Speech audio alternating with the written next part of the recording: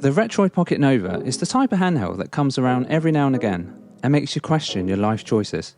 Specifically, why am I living on ramen just so I can have this bloody thing? But then I spent some quality time with it and suddenly it all made sense. All the little things on the Nova just gel together so well. And when that happens, you completely forget about the handheld and you just focus on the games. And that got me wondering, have I actually, finally found the one?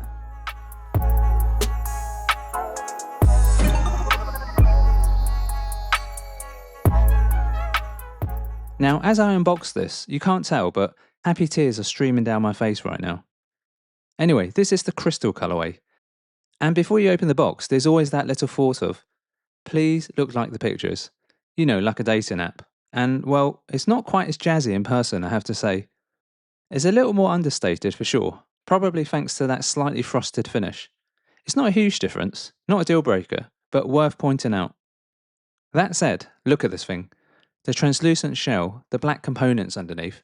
Chef's kiss. Now, when the Retroid Pocket Nova was announced, it made a pretty big splash in the retro handheld scene, and a big part of that was this, a custom-made 4.5-inch AMOLED screen, made specifically for the Nova. And it had everyone, myself included, foaming at the mouth. No? Just me then. But after using it for a while, I've actually come to really appreciate the 4.5-inch size. I've tried smaller 4x3 screens and I've tried bigger ones, and honestly I think they've nailed it here.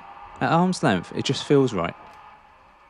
Now you're probably looking at the Nova right now thinking, hang on, that's mostly screen, is it even comfortable?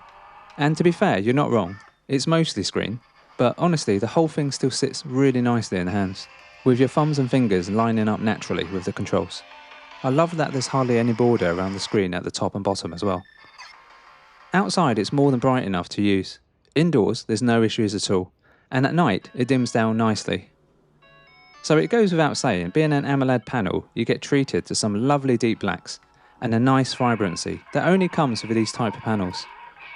The only thing I've noticed is that the screen is ever so slightly oversaturated on some games, but honestly, I'm probably nitpicking. Here in Street Fighter 2, you can see Ryu's red headband on the AY and Thor's OLED panel. It's a nice hue of red. On the Nova, there's just a smidgen more saturation. But I guess it's a matter of taste really. Not all OLED panels are tuned the same way, I guess. I just want to say, the first thing I noticed straight out of the box was just how comfortable this is in the hands, even with the standard slim back cover. Not sure if you can actually see this on camera, but the corners here are slightly rounded off, which means that it sits in the palms of your hands really nicely. There's also a nice subtle bit of texture to the casing which gives just enough grip.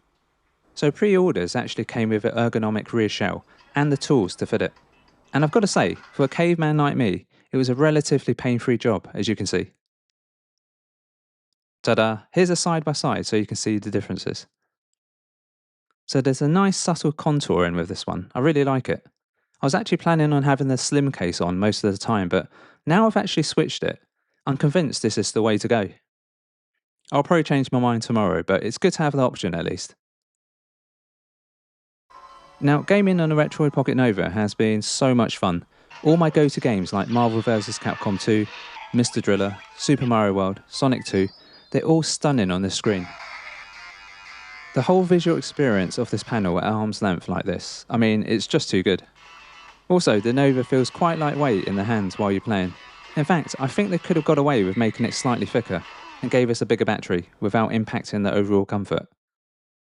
It also has enough power for some Switch emulation, and having a Snapdragon chipset means you can use turnip drivers, which is great. And while the aspect ratio obviously isn't ideal, in Eden you have a stretch to fill option, and it's actually okay. I just keep a handful of fun games to mess around with. PSP has also been great, and I've just adjusted the screen ratio to 0.85 in the display settings. And likewise, I'll probably just keep a handful of favourites on here too. But let's be honest, this thing was made for classic 4x3 gaming, and it absolutely nails it. Nails it, I tell you. All the older systems are a dream to play on here. Seriously good. I've actually found I've been gravitating towards Dreamcast and GameCube games on this more than anything lately, and it's been a load of fun going through both those catalogues. I think part of the reason why Dreamcast is my go-to system normally is that it's got tons of arcade pick-up and play games. which are perfect for on the go. Now, one thing I always like to do with a new handheld is play around with front ends. ESDE is usually my go-to. I've used it on pretty much everything. And with the Nova, I'm especially loving the analog 3D OS theme here. I think it just looks fantastic with the crystal colourway of the Nova. It's got that minimal, clean feel to it, and I love the little icons of all the systems. And when you actually select one, you get to scroll through the games as cartridges or discs. I've also been playing around with Cocoon 3.0, which has a really nice playful interface, very Nintendo DS feeling. The little navigation sounds, the widgets, the animations, it all feels very polished and user friendly. Definitely one to check out if you haven't already. And then there's Socket, which is the new kid on the block. Now this is such a visual treat, it's incredibly simple, but I just love the way it presents your games as these little cartridges or discs that you just flick through. There's something really satisfying about it. No unnecessary menus, you just pick a game and play. Also, absolutely love that little animation of the cartridge or disc going in before starting the game. So visually pleasing. Anyway, while we're here, let's take a quick look around. There's nothing too crazy going on, but there's two notable things. You've got the custom M1 and M2 buttons up top. And thankfully, the good old 3.5mm headphone jack is still here, as it should be. So specs wise, this is a 1280 by 960 4x3 screen. We've got a Qualcomm QCS 8550, practically a Snapdragon 8 Gen 2, running the show here. 8 gigs of RAM, 128 gigs of storage, 5000 mAh battery with 27 watt fast charging, all effects analog sticks with RGB lighting, stacked triggers, front facing speakers, VidaDome switch style D-pad, Android 13, Wi-Fi 7 and Bluetooth 5.3. I've got to say, I absolutely love the translucent finish to both the D-pad and the face buttons as well. They feel really nice to the touch, and the Vida style D-pad has a lovely amount of movement to it, and it looks to be the same size actually as the one on the AY and Thor. Here's how it compares to an actual PS Vita D-pad.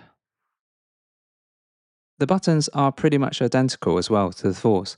They sound pretty much the same too, but the ones on the Nova just feel a tad more dampened. Also, the stacked triggers are one area where the Nova just feels better. And I think a part of that comes down to the rounded off sides, which make a surprising difference. The speakers on here are actually really good, better than I expected, and they get plenty loud. They're front facing too, which makes everything feel that little bit more immersive. And having a 3.5mm jack is like the cherry on top, because I'm still one of those old buggers who prefers wired earphones. So to wrap up my first impressions, playing my old favourites on the Nova has just been straight up fun. Now let's get real for a second. There's something really revolutionary going on with the Nova, but the magic is that everything just feels right. Everything's so effortless. And with a great size 4x3 screen, it's just a really nice fit for the systems I actually want to play. It's also a great looking handheld, don't you think? Up until now, I genuinely believe the Anbernic RG476H was the best 4x3 handheld you could buy. And if budget is your biggest concern, it probably still is. But if you're prepared to spend just a little bit more, I honestly don't think it gets better than this. And if you're anything like me, someone who can't commit to just one handheld, and you've been searching for something that can handle pretty much every classic 4x3 system you care about, I think the search might finally be over.